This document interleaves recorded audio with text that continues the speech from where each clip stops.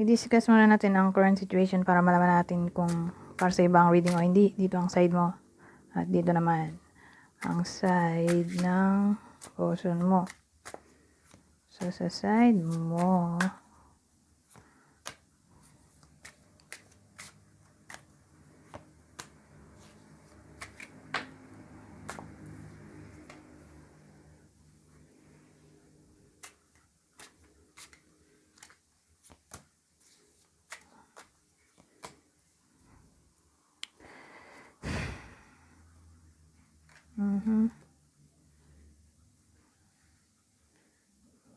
parang maganda dito sa side na to.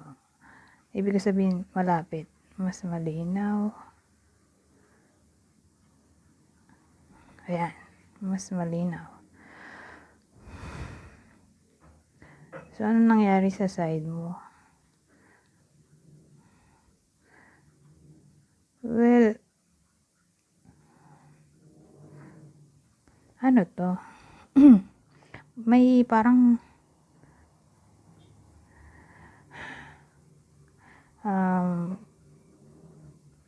intuition, paano ba explain to? May potential na nag-i-spy ka. Nagre-research.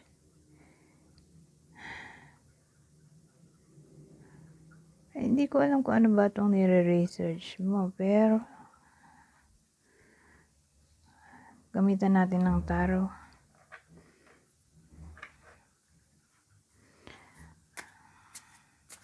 May tendency na nag-i-spy ka dito.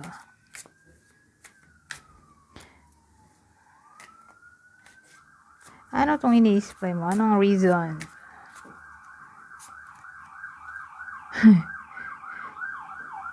Reason, tapos two of cups. Ang dating nag-i-spy ka kung may iba ba yung person mo.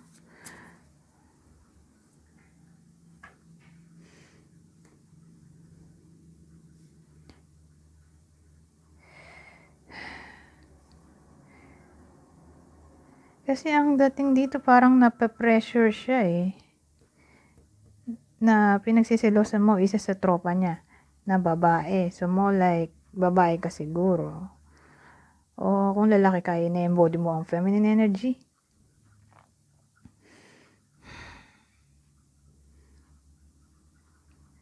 So sa madaling salita, may pinagsisilosan ka dito. Kasi nag-gain ka ng knowledge eh. Nagre-research. So, pinagsisilosan mo siguro yung friend niya, co-worker. Ganon eh. Isa sa tropa niya. O sa mga lagi niyang nakakausap. Pero mo like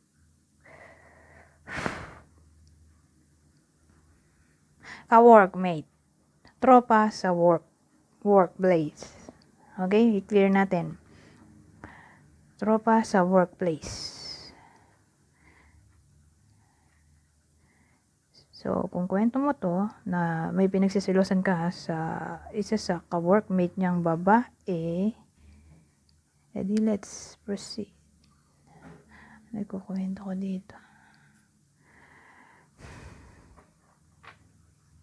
Kasi parang ano dito eh, parang natotoxic siya.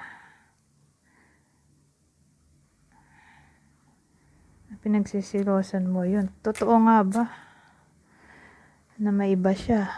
Gamitan natin itong deck na to para mabilis. Totoo nga ba na may dapat ka bang pagsilosan? Yes or no? Wala naman pala. Dahil no to. Kaya pala parang nape-pressure siya dito. Pinagsisilosan mo wala naman palang dapat ipagselos. So, mali ang hinala mo. Kuha tayo bang deck. Anong feelings mo sa kanya?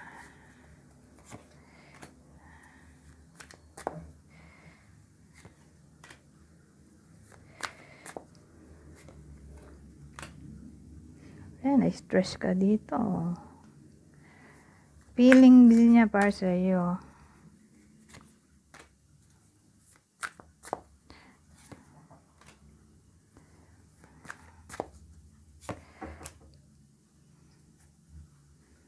Hanggang dito.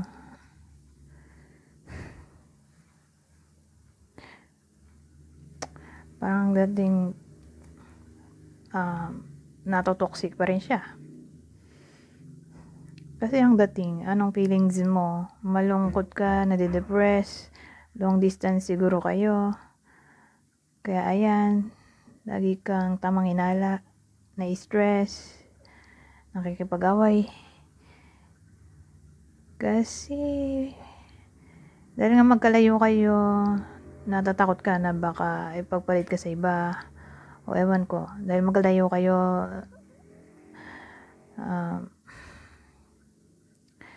kaya ang tendency lagi ka nagsiselo sa mga nakakasama ng person mo. Ito naman, feeling niya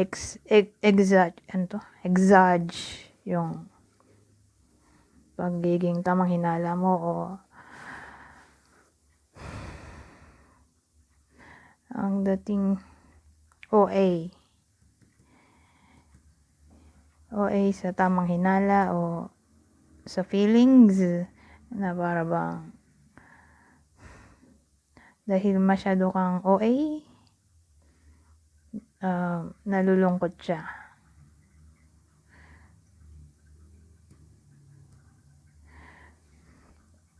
Kasi ganun ka, wala kang tiwala. O iniimbierna mo siya. Ayan. So ito, trouble na to. Sa kwentong to, trouble. So ang dating, yun nga, yung sabi ko kanina na parang nape-pressure siya. Natotoxic. Lagi kayong nag-aaway. So argument kasi to, ito trouble. So ang dating, nai-stress kayo pareho. Ini-stress mo siya. Mali naman pala hinala mo.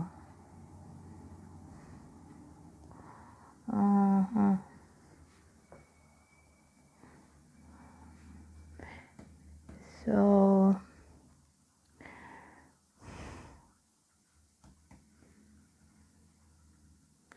anong kukunin ko? Ito na lang.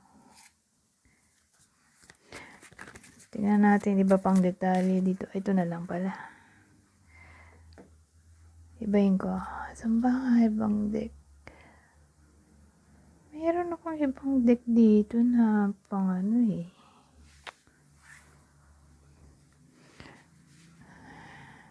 Wala. Di ko pala na ako pang advicean. Ano to?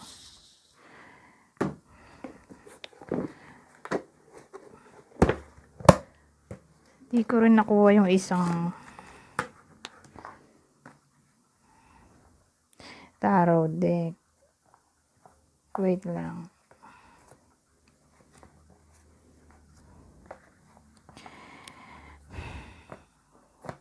Kuha tayo ng advice.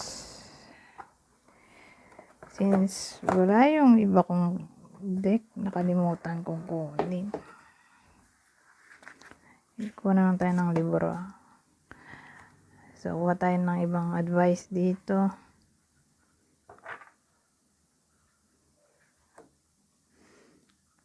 So, random. Anong makukuha natin dito?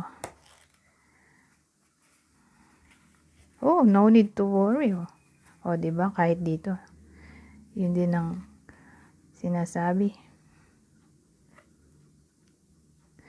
No need to worry. Your worries and concerns regarding your question or necessary. Your angels have the situation well in hand, and everything is going to turn out perfectly. Obsessing over this subject isn't helpful. The energy of fear and worry only slows the eventual manifesting of your desires. Visualize loving and happy. Kaya lang, hindi nakita to. Hindi nakita to. So, basahin ko na lang to. So, visualize loving and happy outcomes and keep your thoughts positive. Very soon, you will wonder why you were worrying about this at all. Wala ka raw dapat ipagkabahala sa habang mo sinabi dito. Yun lang yon.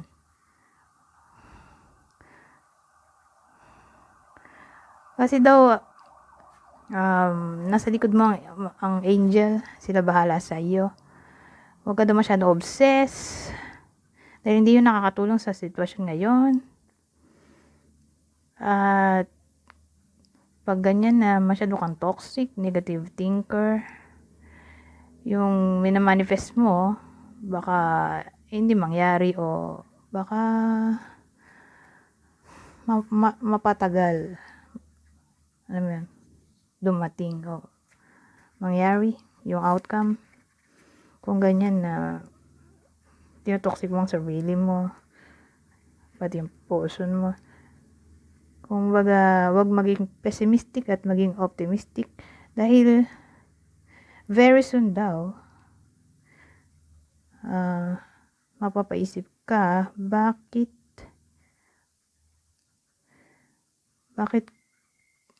ka nagwo-worry ngayon, kasi sa future ma-realize mo useless yung pag-worry mo. Sa bagay, useless naman kasi talaga kahit dito sa reading.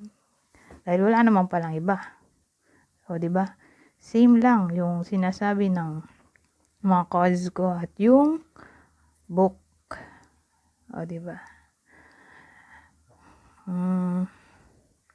Clue.